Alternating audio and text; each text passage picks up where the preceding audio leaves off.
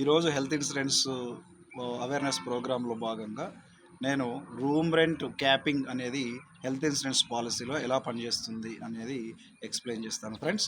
Room rent capping అనేది మన health ఇన్సూరెన్స్లో ఉండాలన్నా అస్సలు ఉండొద్దు ఫ్రెండ్స్. ఒకవేళ రూమ్ రెంట్ క్యాపింగ్ కనుక పెట్టుకుంటే మనం ఆ క్లాజ్కి ఒప్పుకుంటే మనం చాలా మోసపోయిన వాళ్ళం అవుతాం. ఎందుకంటే ఫర్ ఎగ్జాంపుల్ ఒక హాస్పిటల్లో జాయిన్ అయినప్పుడు ఆ హాస్పిటల్లో రూమ్ రెంటు రోజుకు 10,000 ఉందనుకో, ఆ పాలసీలో రూమ్ రెంట్ క్యాపింగ్ కనుక మనం పెట్టుకుంటే వాళ్ళు 5,000 ఇస్తారు. మిగతా 5,000 మనమే కట్టాల్సి ఉంటుంది. మనం ఏమనుకుంటాం అంటే ఒక 10 రోజులు హాస్పిటల్లో ఉంటే మనకు రోజుకు 5,000 మనం కడుతున్నాము, ఓ 50,000 కదా మనకు పడేది అని మనం అనుకుంటాం. కానీ కాదు ఫ్రెండ్స్.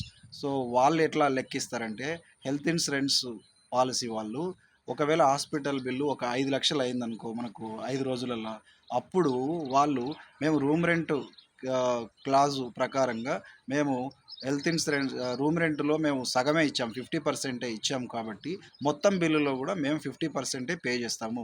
మిగతా 50% మీరే పే చేయాలి. అంటే అప్పుడు మనకేమైతుందంటే 2.5 లాక్స్ హెల్త్ ఇన్సూరెన్స్ కంపెనీ ఇస్తే మిగతా 2.5 లాక్స్ మన చేతి గుంట కట్టాల్సొస్తుంది. కేవలం రూమ్ రెంట్ క్యాపింగ్ పెట్టుకోవడం ద్వారా సగం బిల్లు మనం భరించాల్సొస్తది. కాబట్టి రూమ్ రెంట్ క్యాపింగ్ ఎట్టి పరిస్థితిలో పెట్టుకోవద్దు ఫ్రెండ్స్.